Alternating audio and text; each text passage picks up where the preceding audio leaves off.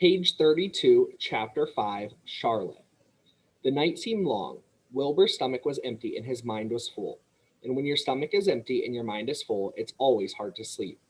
A dozen times during the night, Wilbur woke and stared into the blackness, listening to the sounds and trying to figure out what time it was. A barn is never perfectly quiet.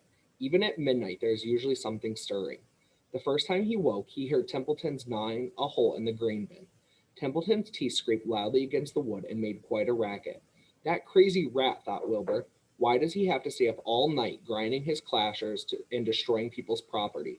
Why can't he go to sleep like any decent animal? The second time Wilbur woke, he heard the goose turning on her nest and chuckling to herself.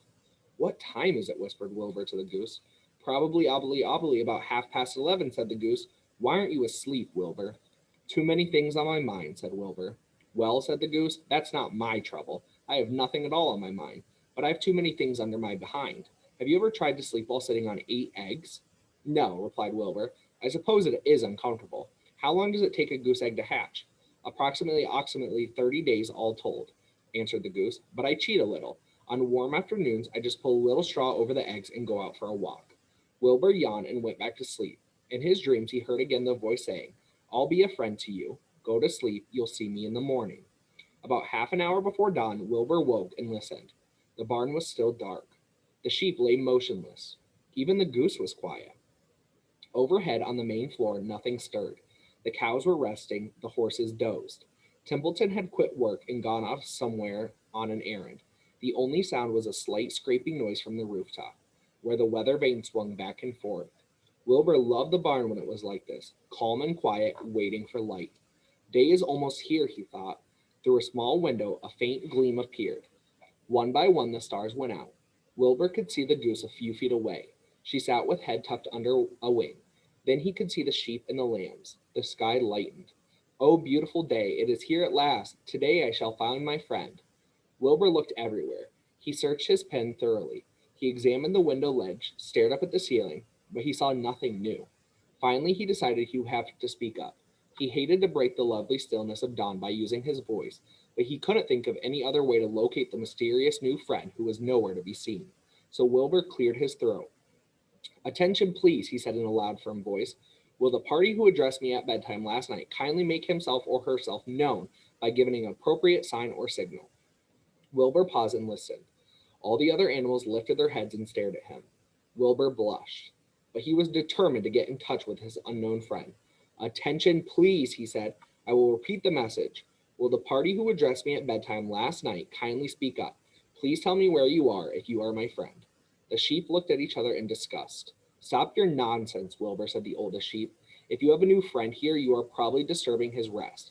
And the quickest way to spoil a friendship is to wake somebody up in the morning before he is ready. How can you be sure your friend is an early riser? I beg everyone's pardon, whispered Wilbur. I didn't mean to be objectionable. He lay down meekly in the manure, facing the door. He did not know it, but his friend was very near, and the old sheep was right. The friend was still asleep. Soon Lurvy appeared with slops for breakfast. Wilbur rushed out, ate everything in a hurry, and licked the trough.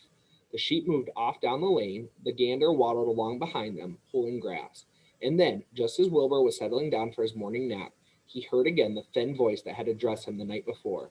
Salutation, said the voice. Wilbur jumped to his feet. What? He cried. Salutations, repeated the voice.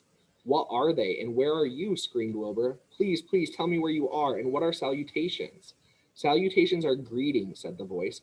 When I say salutations, it's just my fancy way of saying hello or good morning. Actually, it's a silly expression, and I'm surprised that I use it at all. As for my whereabouts, that's easy. Look up here in the corner of the doorway. Here I am. Look, I'm waving. At last, Wilbur saw the creature that had spoken to him in such a kindly way. Stretched across the upper part of the doorway was a big spider web, and hanging from the top of the web, head down, was a large gray spider. She was about the size of a gumdrop. She had 8 legs, and she was waving one of them at Wilbur in friendly greeting. See me now? She asked. Oh, yes, indeed, said Wilbur. Yes, indeed. How are you? Good morning. Salutations. Very pleased to meet you. What is your name, please? May I have your name? My name, said the spider, is Charlotte. Charlotte what? Asked Wilbur eagerly. Charlotte A. Cavatica, but just call me Charlotte. I think you're beautiful, said Wilbur. Well, I am pretty, replied Charlotte. There's no denying that. Almost all spiders are rather nice looking. I'm not as flashy as some, but I'll do. I wish I could see you, Wilbur, as clearly as you can see me. Why can't you? Asked the pig. I'm right here. Yes, but I'm nearsighted, replied Charlotte. I've always been dreadfully nearsighted. It's good in some ways, not so good in others. Watch me wrap up this fly. A fly that had been crawling along Wilbur's trough had flown up and blundered into the lower part of Charlotte's web and was tangled in the sticky threads. The fly was beating its wings furiously, trying to break loose and free itself. First, said Charlotte, I dive at him. She plunged headfirst toward the fly. As she dropped a tiny silken thread unwound from her rear end. Next, I wrap him up. She grabbed the fly, threw a few jets of silk around it, and rolled it over and over, wrapping it so that it couldn't move. Wilbur watched in horror. He could hardly believe what he was seeing, and although he detested flies, he was sorry for this one.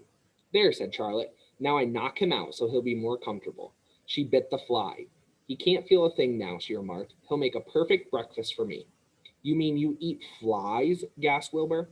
Certainly. Flies, bugs, grasshoppers, choice beetles, moths, butterflies, tasty cockroaches, gnats, midges, daddy longlegs, centipedes, mosquitoes, crickets, anything that is careless enough to get caught in my web. I have to live, don't I? Why, yes, of course, said Wilbur. Do they taste good? Delicious, of course. I don't really eat them. I drink them, drink their blood. I love blood, said Charlotte, and her pleasant thin voice grew even thinner and more pleasant. Don't say that, groaned Wilbur. Please don't say things like that. Why not? It's true, and I have to say what is true. I'm not entirely happy about my diet of flies and bugs, but it's the way I'm made.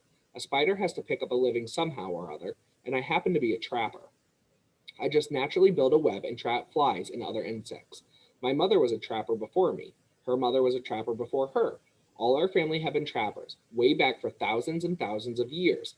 We spiders have been laying for flies and bugs. It's a miserable inheritance, said Wilbur gloomily. He was sad because his new friend was so bloodthirsty.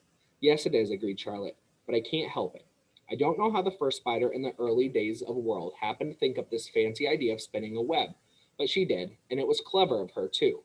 And since then, all of us spiders have had to work the same trick. It's not a bad pitch on the whole. It's cruel, replied Wilbur, who did not intend to be argued out of his position. Well, you can't talk, said Charlotte. You have your meals brought to you in a pail. Nobody feeds me. I have to get my own living. I live by my wits. I have to be sharp and clever, lest I go hungry. I have to think things out, catch what I can, take what comes. And it just so happens, my friend, that what comes is flies and insects and bugs.